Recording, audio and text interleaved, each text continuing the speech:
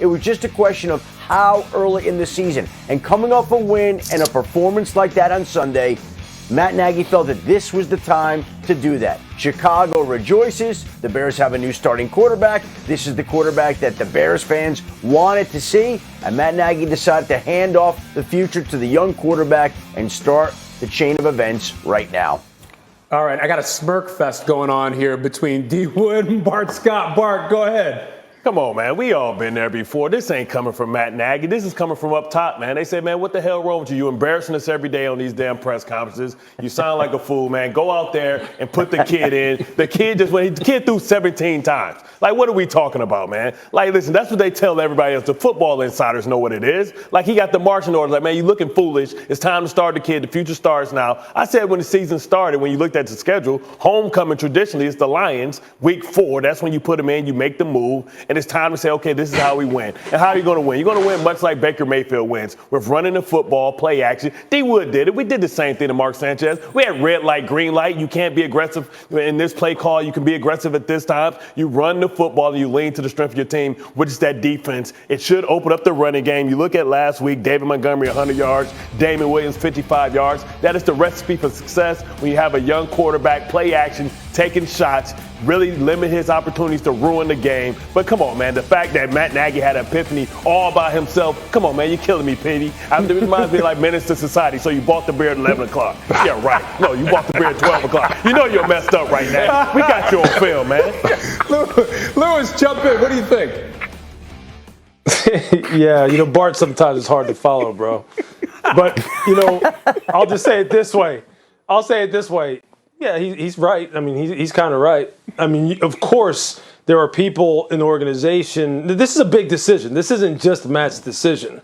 When you move up to draft a quarterback like this and you understand just how much he is the future, how talented he is, how the stadium responded. You hear that stadium in the beginning of the game? I mean, the place was going nuts. It was going nuts. And as soon as he hits Darnell Mooney on the deep ball, they're going, that's what we're looking for. That's what we expect out of our franchise quarterback. And it just so happens that they run the ball much better.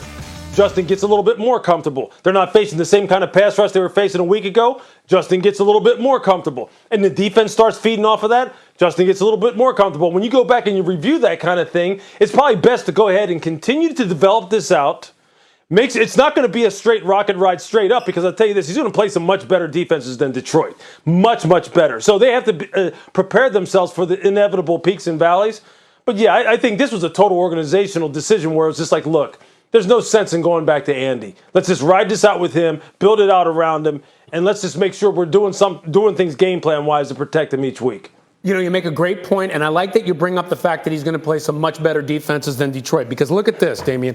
They've got the Raiders this weekend. They've got the Packers coming up. They've got the Bucs in Tampa. They've got 49ers. We've talked about this before on the show, and I've said, do you want to put Justin Fields in at a time where he faces the meat of the schedule? So what do you make of this move now, and how it might impact Justin Fields and his development?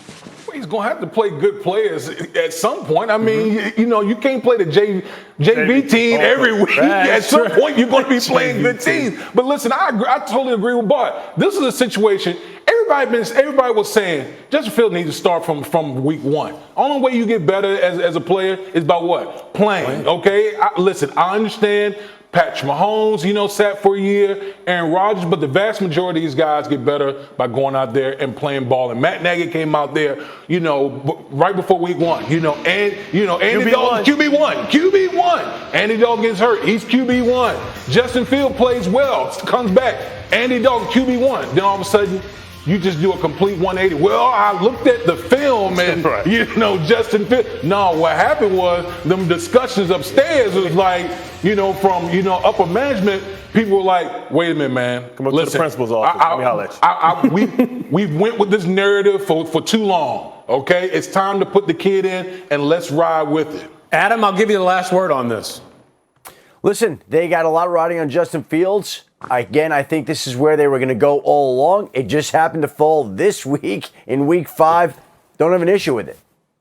All right. I mean, hey, like you say, he's got to play. We got to see what he's got. And you know what? What's going to be really interesting is how they game plan with Justin Fields. Unlike that first time he came in where it just seemed like the game didn't suit him. Now it's going to be different, maybe, or we'll see. Well, coming up, the Browns. They've been thinking Super Bowl. So we're going to tell you for Greeny. We got our fellas here, Damian Woody, Bart Scott.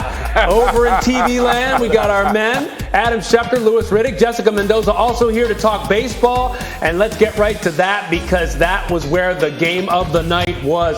Dodgers hosting the Cardinals, NL wildcard game.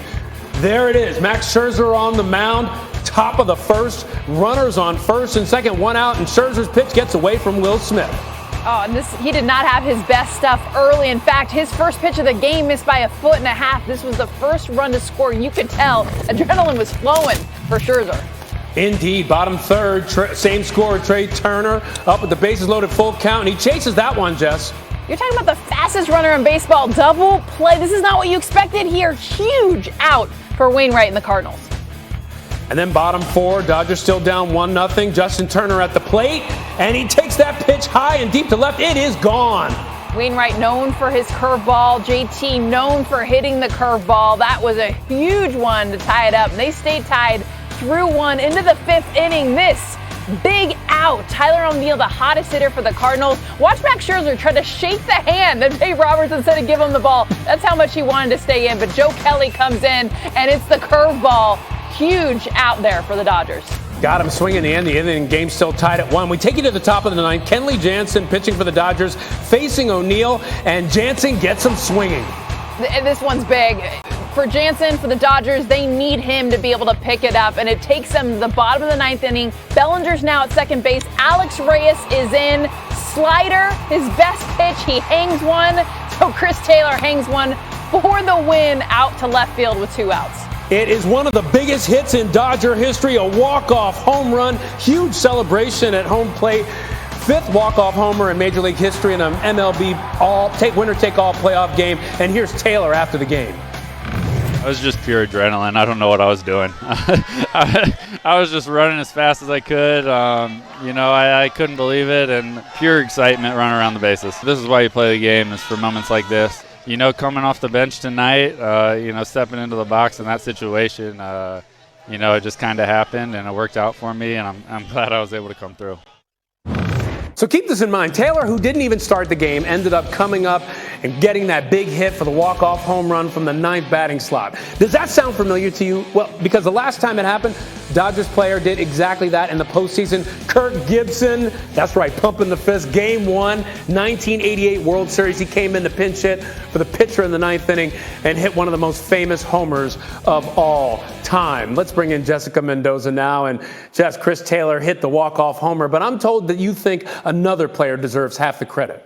Oh, Cody Bellinger. And remember, he has struggled the entire season. 240 batting average. He comes into this game, remember, Max Muncy hurt, and it's this walk. 2 strikes, by the way. He works this count. TJ McFarland, and after he gets to 2 strikes, this is huge. He reached base 3 out of 4 times in this game. He ends up stealing second base. They take TJ McFarland out of this game and bring in Alex Reyes. Now, when Alex Reyes, who has struggled throughout the season, comes into that game, Cody Bellinger steals second, and he's